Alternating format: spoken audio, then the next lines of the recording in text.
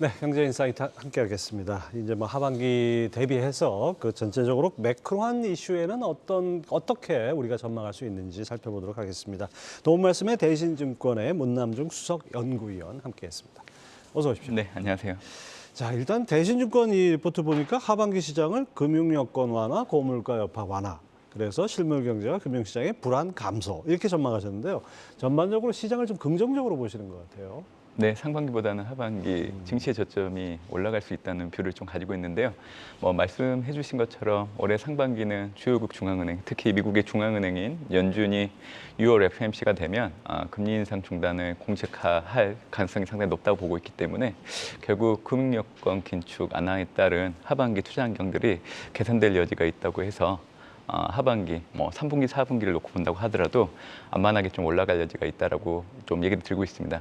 지금 2분기는 사실 역실적 장세라고 얘기해도 될 만큼 좀 불안한 부분들이 있었죠. 그리고 기업들의 이익 역시 안정을 되찾는 모습이긴 하지만 여전히 기조효과로 인해서 변동성이 좀 있었던 그런 상황이었는데 올해 3, 4분기로 지나가게 되면 이 시장의 움직임을 좌우하는 장세가 좀 바뀔 걸로 좀 봅니다. 저는 이제 금융 장세가 좀 도래할 여지가 있다라고 생각하고 있는데 보통 금융 장세는 금리 인하 단행이 나타나야 출현하는 그 장세이긴 하지만 그렇죠. 연준 같은 경우에는 이제 올해보다는 내년 1분기 정도 되면 기준금리 인하를 단행할 걸로 예상을 하고 있는데 거기에 따른 기대감들이 올해 하반기부터 좀 들어올 여지가 있다고 생각을 하고 있기 때문에 아무래도 지금 현재 실물 경기를 놓고 봤을 때 지난해 고강도 긴축에 따른 여파로 인해서 경기가 좀 둔화되는 흐름들이 여전히 나타나고 있는 상황이지만 이를 무시하고 증시는 좀 오름폭으로 올라갈 여지가 있다라고 생각을 하고 있어서 하반기의 장세는 이제 금융 장세가 좀 도래할 여지가 있지 않을까라는 생각을 하고 있습니다. 예. 자, 이게 문남중 위원께서 직접 만드신 이 마인드맵 이거 좀 설명을 해주시죠. 네, 보시는 것처럼 팬데믹 이후에 우리가 경험했던 위험 요인이라고 하면 팬데믹, 물가, 금리, 그리고 성장, 또 직영학 이렇게 좀 정리를 할 수 있을 것 같습니다. 팬데믹은 이제는 주변에서 느끼시겠지만 전혀 이제 인식을 안 하고 있는 분들이 많이 있는 것 같아요. 오늘부터 완전히 다 풀렸다고. 네, 그래서 이제 앞으로 완화될 수 있다는 부분들이 있고요. 물가 역시 어떻게 보면 이제 지난해 하반기 이후 주요국들의 물가는 떨어지고 있는 추세이고 올해 하반기에는 그 수준이 더 내려갈 것으로 좀 보고 있기 때문에 결국 물가가 떨어지게 되면 금리 역시 중앙은행들이 더 올릴 여지는 없잖아요. 그렇기 때문에 하반기 때 떨어질 여지가 있다라고 생각을 하고 있는 부분들이 있고요. 직영학 관련해서도 사실은 이제 내년도 미국 대선을 앞두고 있는 상황이기 때문에 미국 입장에서는 중국을 좀 이렇게 강경하게 대응하면서 노이즈를 만들고 싶은 생각은 없을 걸로 좀 보고 있기 때문에 결국 지금 화면에 보시는 이 5가지 부분들이 긍정적인 투자 환경으로 바뀔 여지가 있다라고 보고 있기 때문에 그 얘기를 좀 드리고 있는 상황입니다. 네. 그렇다 그러면 작년 말에 다들 이제 많은 증권사들이 예상을 했던 올해 상저하고 1분기만 빼고 2분기부터 보면 이제 그게 그 시나리오대로 간다 이렇게 볼 수 있나요? 네, 여전히 연초 이후에 상저하고의 큰 틀은 바뀌지 않았다고 생각을 하고 있고요. 그 중심에는 이제 얘기 드렸던 금리 인상이 중단된다는 거, 결국 금융여건 기축이 완화되는 부분들, 그리고 어차피 물가가 고점을 형성하고 하락하고 있는 상황이기 때문에 결국 시장금리 역시 정책금리에 앞서서 지금 피크아웃을 보이고 있는 상황이잖아요. 근데 그게 하반기 때 더 떨어질 수 있다는 거죠. 그래서 저는 사실 이제 선교 조건이 필요하다는 생각을 좀 가지고 있는데 그게 이제 3가지입니다. 일단은 물가는 이제 미국 기준으로 지난해 6월달 고점으로 피크아웃하고 지금 계속 떨어지고 있는 상황이고 정책금리는 지난해 4분기를 기점으로 고점을 형성하고 떨어지고 있는 상황이죠. 그리고 이제 연준의 통화긴축 중단 역시 올해 6월 FOMC를 통해서 공식화될 여지가 있기 때문에 증시가 안정을 밟아 나갈 수 있는 선교 조건 3가지가 달성이 이제 될 거라고 보고 있는 거고요. 또 하나는 결국 실질정책금리가 양액값으로 전환된 게 올해 2월 근원 PC를 통해서 확인됐다는 부분입니다. 실질정책금리라 하면 정책금리에서 물가를 뺀 맞습니다. 그 값이 양으로 플러스가 됐다 이 소리죠. 근데 이게 가지고 있는 중요한 의미가 2가지가 있습니다. 첫 번째는 연준의 금리 인상 중단이 가까워지고 있다는 것을 가늠할 수 있는 지표이다는 부분이고요. 또 하나는 연준의 최종 정책금리 도달이 멀지 않았다는 것을 사실은 실질정책금리가 양액값으로 전환된 걸 통해서 이제 확인할 수 있는 부분이기 때문에 사실 중요한 의미를 가지고 있습니다. 그러다 보니까 올해 예상외로 미국 증시가 견고하게 움직이고 있고 또 그 중심에 성장주가 가파르게 최근 많이 올라가는 모습들도 사실 실질 정책 금리가 양해값으로 전환된 부분들이 영향을 주고 있다고 해석을 하시면 좋을 것 같아요. 네, 실질 정책 금리가 상당히 중요한 포인트가 됐습니다. 자, 과거 금리 인상 중단 시점하고 미국 증시 방향성에는 아주 상관성이 이렇게 보이는데 우리 증시도 그런 방향성을 예측할 수 있을까요? 네, 뭐 정의 상관관계가 뭐 미국, 한국 동반 나타날 여지가 있다라고 생각을 하고 있고요. 결국 하반기 때는 이제 연준이 금리 인상을 중단하고 그 기조를 유지한다고 하면 과거의 국면에서 그 답을 찾을 필요가 있다고 생각을 합니다. 그래서 이제 과거의 데이터를 보면 99년 6월에서 2003년 6월, 그리고 2004년 6월에서 2008년 12월, 그리고 2015년 12월과 2020년 3월 이 세 개 구간에서 금리 인상을 중단했던 평균 기간은 8개월 정도 됩니다. 예. 그리고 이 구간에서 S&P 500 수익률은 지금 보시는 표에서 확인 가능하시겠지만 5% 정도 평균적으로 오르는 모습이었고요. 섹터 구성 수익률을 놓고 온다고 하면 유틸리티가 19.8%, 그리고 소재가 16.1%, 필수 소비재가 14% 정도 상위 섹터를 차지하는 모습이 있었죠. 증시의 방향성에 대해서는 앞으로도 좀 연관지어서 볼 필요가 있다고 생각을 하고 있는데 저는 이제 섹터 수익률은 앞으로 좀 달라질 여지는 있다고 생각합니다. 왜냐하면 팬데믹 이후에 지금 거론됐던 수익률은 사실 노테이션이 한번 있었기 때문에 예. 앞으로 좀 유망하다고 볼 수 있는 섹터는 결국 지금 현재 바뀌고 있는 투자 환경을 감안한다고 하면 저는 IT, 커뮤니케이션, 경기 소비재가 거기에 해당될 수 있다라고 생각을 하고 있고요.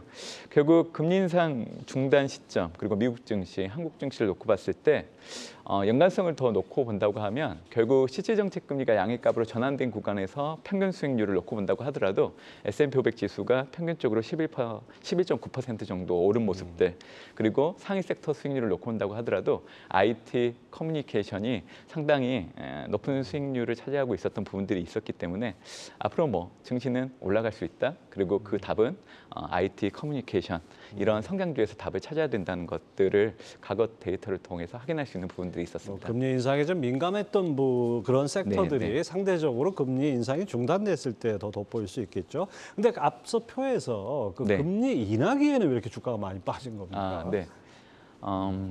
과거에는 이제 금리 인하를 했던 목적이 앞으로 미국 경기가 둔화될 걸 염두에 두고 선제적으로 금리 인하를 했기 때문에 S&P 500 수익률이 마이너스 28% 가까이 하락하는 모습이 예. 나타났죠. 저 지금 맨 윗줄에 이제 빨간색으로 표시되어 있는 거 보면 뭐 한 20-30%씩 맞습니다. 빠진 걸로 예. 나오네요. 그래서 과거 패턴을 적용해 보면 내년도 1분기 때 연준이 금리 인하를 하게 되면 사실 증시가 안 좋을 수 있다고 얘기하는 게 데이터를 보면 그렇게 볼 수 있지만 저는 이번에는 좀 다르다고 생각을 합니다. 근데 늘 이번엔 다르다고 하지 않습니까? 왜냐하면 팬데믹 이후에 금리 인상을 했던 목적들을 놓고 본다고 하면 물가가 너무 많이 올랐기 때문에 물가를 통제하기 위해서 중앙은행들이 금리를 올릴 수밖에 없었던 상황이고 금리를 올렸기 때문에 경기는 둔화되는 모습을 보였던 거죠. 그러니까 이번에 금리 인하 단행의 목적은 실물 경기 불안을 안정으로 좀 바뀌면서 그 명분을 좀 염두에 둘 거를 좀 보고 있기 때문에 오히려 내년도 1분기 이후에 연준이 금리 인하를 단행하게 되면 오히려 증시는 상승하는 모습을 볼 수 있다라고 보고 있고요. 중요한 거는 내년도 대선이 있다는 겁니다. 예. 바이든 행정부 입장에서는 결국 재선을 하기 위해서는 미국 경제의 안정적인 흐름을 보여줘야 되기 때문에 결국 그 이전까지 놓고 본다고 하면 경제법 이행을 강화하는 이 경기 부양 목적의 어떤 정책들을 강화할 여지가 있다라고 생각을 하고 있고요. 올해 같은 경우에는 사실 국가경제위원회 또 경제자문위원회 수장들을 놓고 본다고 하면 대부분의 인물들이 지금 경제법 이행 강화와 경기 부양 쪽에 무게를 두는 인물들로 다 예. 바꿔놨기 때문에 아마 내년도에는 좀 다른 모습이 예상된다고 저는 얘기를 드리고 있는 상황입니다. 자, 그 하반기 증시가 안정세를 찾아가는데 방패가 되어줄 무기가 두 가지가 있다 이런 언급도 하셨는데요. 이게 어떤 겁니까? 네, 뭐 지금 얘기 드릴 때 뭐 언급했던 부분들이 있지만 결국 물가, 금리 그리고 이제 연준의 통화 긴축 중단이라는 세 가지 선결 조건을 첫 번째 방패라고 생각을 하는데 물가 금리는 이미 달성을 했고요. 예. 이제 연준의 통화 긴축은 이번 달 달성할 여지가 있기 때문에 방패 하나가 올해 상반기면 만들어질 수 있는 조건이 된다라고 얘기해드리고 있는 거고요. 또 하나의 방패는 이제 실질정책 금리가 양해값으로 전환된 거, 결국 연준의 금리 인상 중단과 최종 정책 금리 도달이 멀지 않았다는 거를 올해 2월 근원 PC를 통해서 나타났기 때문에 그래서 이 두 가지 방패라고 하면 하반기 때 증시는 안정을 밟아 나갈 가능성이 높다라는 논리를 가지고 얘기를 드리고 있고요. 그런 차원에서 이제 S&P 500 지수 수익률, S&P 500에 밴드를 놓고 본다고 하더라도 저는 상단을 4,575포인트 정도 보고 있고요. 예. 하단은 3,849포인트 정도. 그러니까 지난해 4분기가 어떻게 보면 미국 증시의 하단이었다고 봅니다. 3,800선 정도 됐는데 예. 올해 같은 경우에는 그 저점이 조금 올라올 수 있는 여지가 있다라고 얘기를 좀 드리고 있습니다. 네, 지금보다 한 10% 정도는 더 네, 올라갈 수 네, 네. 있다. 예. 자, 물가와 시장금리, 연준의 통화 긴축까지 피크아웃을 달성했다고 가정한다면은 이제 어떤 업종 앞서 뭐 이렇게 잠시 언급을 해주셨는데 구체적으로 좀 어떤 업종을 좀 비중을 확대하는 게 유효한 전략일까요? 네, 결국 가치주보다는 성장주 타입들이 앞으로 선호될 여지가 있기 때문에 물가 금리에 민감한 대상들, 뭐 대표적인 게 IT, 커뮤니케이션 이런 경기에 민감한 섹터들이 앞으로 부각될 수 있다라고 보고 있는데요. 저는 여기에 하나 더 추가를 해서 경기 소비재 이 업종 역시 같이 좀 보시면 좋지 않을까 봅니다. 그리고 현재는 반도체를 좀 중심으로 먼저 보시는 게 좋을 것 같고요. 앞으로 2달에서 3달 뒤에는 이 배터리와 전기차가 좀 매력적인 가격으로 매수할 수 있는 권역에 들어올 여지가 있기 때문에 일단 시점은 이렇게 구분해서 얘기를 드리고 있고 또 미국의 결국 이 미국 우선주의 정책 수혜를 받을 수 있는 또 항목이 하나가 이제 바이오이기 때문에 저는 반도체, 전기차, 배터리, 바이오 이렇게 좀 보시면 좋지 않을까 생각합니다. 근데 투자를 하시다 보면 이 스타일 측면에서는 사실 앞으로 성장, 사이즈는 대형, 그리고 이제 기타 스타일 측면에서 놓고 본다고 하면 저는 퀄리티가 올해 3분기 이후부터는 경기 안정과 실적이 앞으로 올라갈 수 있다는 기대가 들어올 것으로 좀 보고 있기 때문에 이렇게 구분해서 좀 투자하시는 게 좋지 않을까 예상을 하고 있습니다. 예, 네. 그렇군요.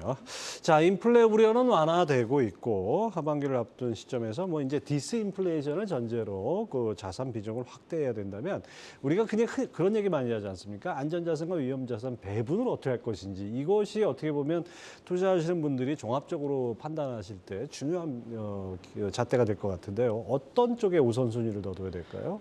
네, 안전자산보다는 위험자산을 올해 좀 선호를 해야 된다는 얘기 드리고 싶은데요. 뭐 CNN 비즈니스를 통해서 투자자들의 심리를 나타내는 그 수치를 보면 한 달 전까지만 하더라도 중립 정도에 있다가 최근 같은 경우 70 가까이. 그러니까 이제 앞으로 좀 시장을 좀 좋게 보는 그런 심리가 좀 많이 강화되고 있는 모습들이 나타나고 있습니다. 올해 상반기만 놓고 본다고 하더라도 얼마 전까지 미국의 푸치한도 협상과 관련된 노이즈로 인해서 우여곡절은 있었지만 여전히 그런 변수들이 증시의 추세를 바꿀 걸로 그렇게 예상을 안 하고 있다는 게 네. 지금 현재 투자자들 입장이기 때문에 위험자산을 좀 선호를 해야 된다 생각을 하고 있고요. 저는 우선적으로 신흥국가 성장주를 큰 틀로 해서 주식 우선적으로 좀 봐야 된다 얘기해드리고 있고 결국 지난해 고강도 긴축에 따른 경기 둔화 여파가 올해 하반기 때 영향을 미친다고 하면 물가 금리는 계속 떨어질 수밖에 없거든요. 그렇기 때문에 저는 장기채 2주의 국채 역시 올해 좋은 성과를 좀 보일 여지가 있다라고 얘기를 드리고 있습니다. 그리고 나서 이제 시지정책 금리가 양액감으로 전환된 구간에서는 금이라는 자산 역시 양액값을 좀 나타내는 부분들을 확인할 수 있다 보고 있고요. 미국의 니츠 역시 좀 좋은 성과를 기대할 수 있다 보고 있습니다. 그래서 우선순위를 놓고 온다고 하면 주식, 국채, 금, 미국 니츠 이런 순으로 올해 하반기 때 우선순위를 좀 두는 전략들이 유효하지 않을까 생각을 하고 있습니다. 미국 리츠는 미국 부동산 시장 감안했을 때는 조금 위험한 네. 거 아닌가요? 그래서 이제 저는 투자자분들에게 이 미국의 30년 고정금리 모기지 금리가 되겠죠. 그거 하고 NAHB 주택시장 지수를 좀 같이 볼 수 있는 차트를 보시면 좋겠다고 얘기해드리고 싶은데 지난해 1월달 미국의 모기지 금리가 3.55%를 상회하기 시작하는 시점. 그때 NAHB 주택가격 지수가 추세를 갖고 하락하기 시작을 했습니다. 근데 지난해 10월달에 모기지 금리가 고점을 확인하고 나서 시차를 가지고 NAHB 주택가격 지수가 호전되고 있는 양상이에요. 네. 그래서 올해 같은 경우에는 지난해와 달리 주택시장의 안정을 되찾을 여지가 있다고 보고 있기 때문에 부동산, 특히 관심을 갖는다고 하면 미국 니츠 역시 부동산 부분에서는 뭐 대상이 되지 않을까 그 얘기를 좀 드리고 있습니다. 네, 그런 관점이군요. 자, 실질 정책 금리가 양의 구간에 도달했다면 2, 4분기부터는 가격 조정시마다 신흥국 증시와 성장주 비중을 확대할 필요가 있다. 네. 이렇게 하셨는데 이 배경을 좀 더 설명해 주시죠. 네. 아마 차트가 준비되어 있을 것 같긴 하는데 그 차트가 이제 나오게 되면 보시면서 좀 들어주시면 좋을 것 같은데요. 예. 이게 좀 재밌습니다. 2021년도 5월 달에 미국의 헤드라인 소비자 물가가 5%대 진입했던 같은 달 신흥국 증시가 고점을 형성하고 추세적으로 하락하는 모습이 나타났습니다. 그렇기 때문에 올해 3월 달 미국의 헤드라인 소비자 물가 결과를 놓고 본다고 하면 5%대 진입을 했고요. 4월 달에는 4%대로 앞자리가 바뀐 모습이 나타났죠. 그렇기 때문에 앞으로 이 선진국과 신흥국 증시의 상승 강도를 놓고 본다고 하면 신흥국 증시 상승 강도가 더 커질 수 있다는 얘기를 좀 드리고 있죠. 그래서 지금 차트를 보시면 2021년도 5월 달 그때 예. 미국의 헤드라인 소비자 물가가 5%대 진입하는 같은 달 신흥국 증시가 고점을 형성하고 추세적으로 떨어지기 시작을 했기 때문에 연관성이 상당히 높다는 거죠. 그렇기 때문에 앞으로 미국의 헤드라인 소비자 물가가 5% 아래에서 만약 움직인다고 하면 사실 선진국보다는 신흥국 증시가 더 수익률이 극대화될 수 있는 여지가 있다라고 좀 생각을 해주시면 좋을 것 같고요.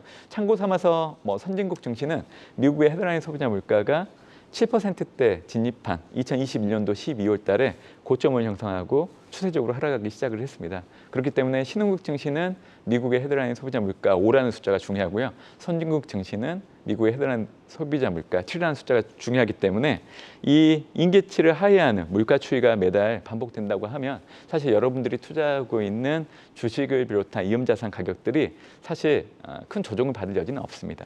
예.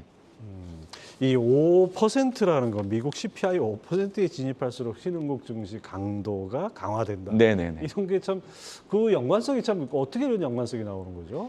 아무래도 뭐 이 물가가 각 국가에 미치는 뭐 영향도를 분석을 해보면 그 상관관계에 따라서 좀 다른 양상들이 나타날 수 있기 때문에 그런 결과값이 좀 나온다고 보고 있습니다. 결국 미국 같은 경우에도 보면 소비자 물가가 7% 정도 이상이 되어야 미국의 실물 경제에 영향을 미치는 부분들, 그리고 신흥국 같은 경우에는 5% 정도 넘어서야 그게 임계치로 작용할 수 있는 부분들이 반영되면서 증시와 연결고리가 나타났기 때문에 이런 과거 데이터의 흐름들을 제가 올해 계속 검증을 하고 있는데 사실은 그대로 좀 가고 있거든요. 그래서 예. 이런 데이터 역시 좀 눈여겨보시는 게 좋지 않을까 얘기를 드리고 있습니다. 이렇게 저 고점을 딱 집어낼 수 있는 어떤 그 연관관계가 높은 그런 네네, 지표들만 맞습니다. 알고 있으면은 정말 길목을 지킬 수 있지 네. 않나 생각도 됩니다. 자, 하나 더 여쭤보고 싶은 게 요즘 일본 증시가 네. 말 그대로 뜨겁습니다. 일본 증시에 대한 평가가 완전히 달라지는 것 같은데요. 이거 어떻게 보시는지? 저는 5월달 이후 일본 증시가 강세를 보이고 있는데 이 주가 상승을 정당화할 수 있는지에 대해서 고민을 해보면 아직은 시기상조라고 생각을 해요.